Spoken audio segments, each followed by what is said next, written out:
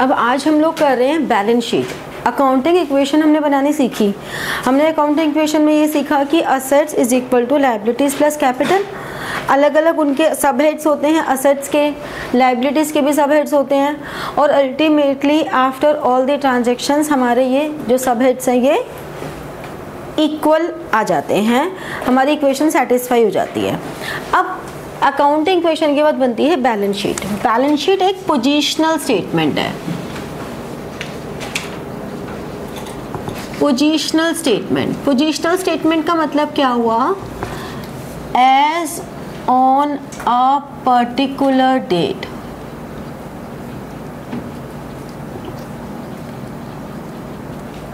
एक particular date को position of assets and liabilities, position of assets and liabilities बताती है। तो हम कैसे बनाते हैं? हम लिखते हैं बैलेंस शीट ऑफ जो भी मेसर्स हैं, जो भी कंपनी का नाम है, एज ऑन जो भी डेट दी हुई है, ठीक है। फिर एक ये लाइन बनाई, एक ये लाइन बनाई,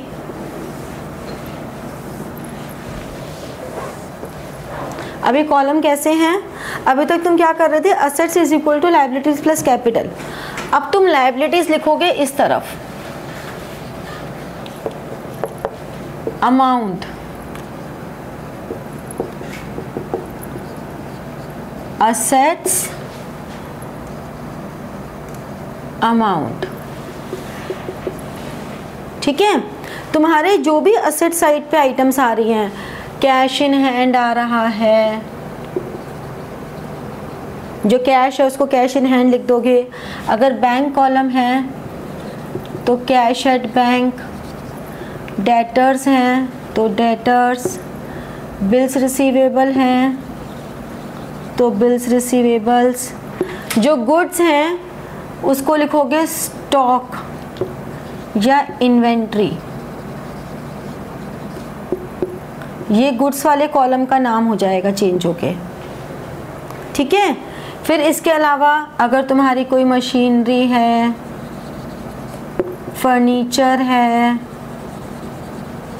जो भी तुम्हारे एसेट्स है सारे यहाँ आ जाएंगे और फिर लास्ट में टोटल हो जाएगा।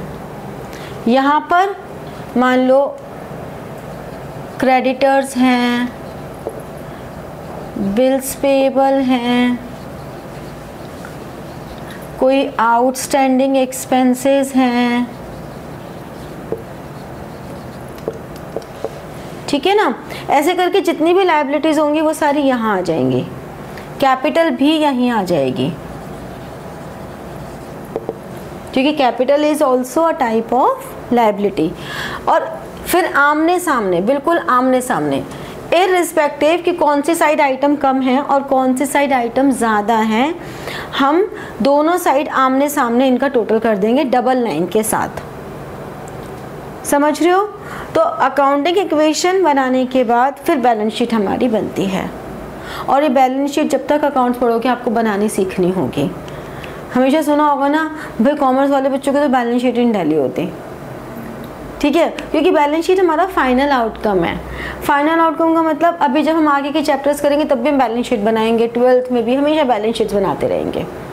तो इस तरह से जो भी बैलेंस शीट बनेगी वो एंड में ऐसे बन जाएगी, ठीक है।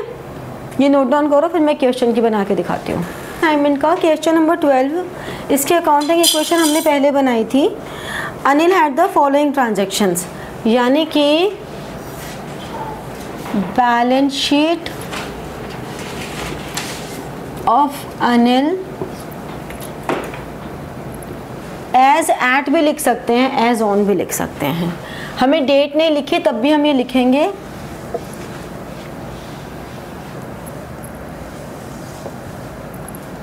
लायबिलिटीज। कैपिटल हम लायबिलिटीज में ही लिख लेते हैं क्योंकि capital is also a type of fixed liability, ठीक है। रुपीज, असेट्स, रुपीज, ठीक है। अब यहाँ पे क्या आ रहा है देखो, इसमें हमारे पास एक देखो तुम अकाउंटिंग इक्वेशन में एक तो कैश का रहा होगा, एक स्टॉक रहा होगा, एक आउटस्टैंडिंग रेंट रहा होगा,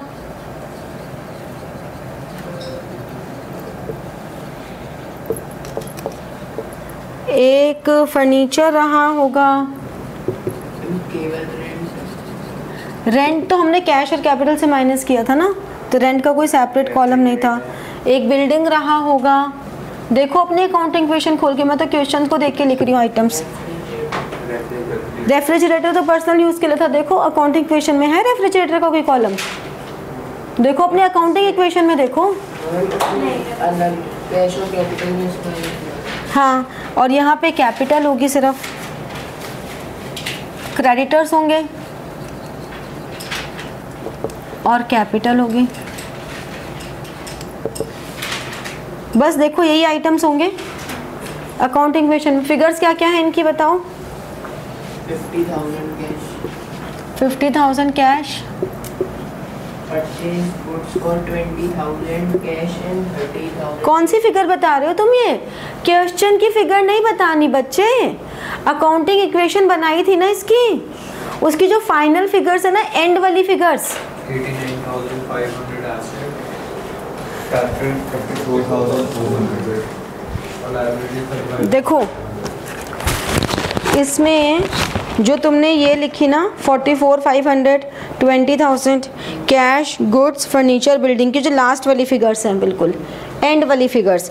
फिर लायबिलिटीज़ में आउटस्टैंडिंग और क्रेडिटर्स, और क्रेडिटर्स फॉर फर्नीचर भी हैं। क्रेडिटर्स फॉर फर्नीचर, तो बिल्कुल जो लास्ट की फिगर्स है ना इनकी फाइनल इक्वेशन की, वो फिगर्स बतानी है।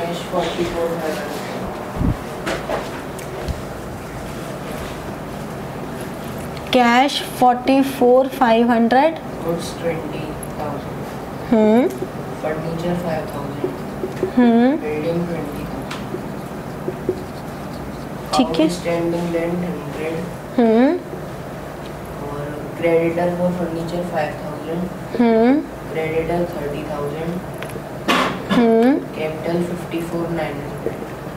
देखो फिगर के नीचे फिगर लिखो, सारे फिगर एक ही बार में फिगर के नीचे फिगर लिखो। उससे क्या होगा, आप लोगों के कभी भी कैलकुलेशन मिस्टेक्स नहीं होंगी। ठीक है, तो कैलकुलेशन मिस्टेक ना हो इसके लिए हमेशा ऐसे ही लिखो। अदरवाइज आप इनको पहले रफ में लिखोगे और फिर उसके बाद कैलकुलेट करोगे, इधर से उधर उठा पटक करने में सामान ही खराब हो जाता है, तो बेचारी फिगर्स हैं खराब हो जाएंगे। बैलेंस शीट बनानी है तो पहले अकाउंटिंग इक्वेशन बनेगी, उसके बाद ही बैलेंस शीट बनेगी। अब इसका टोटल करो 500, टैली तो नहीं हो रही, कुछ तो गड़बड़ है अकाउंटिंग इक्वेशन में। 54,400 है। हाँ देखो बाकी सबके रजिस्टर में है ना ये तो सॉल्यूशन, सब देखो इसे। 500, 9, ऑफिस 6 एंड 2 89,500। इधर देखो 500, 9, 89,500। तो बैलेंस शीट टैली होनी चाहिए ना ये।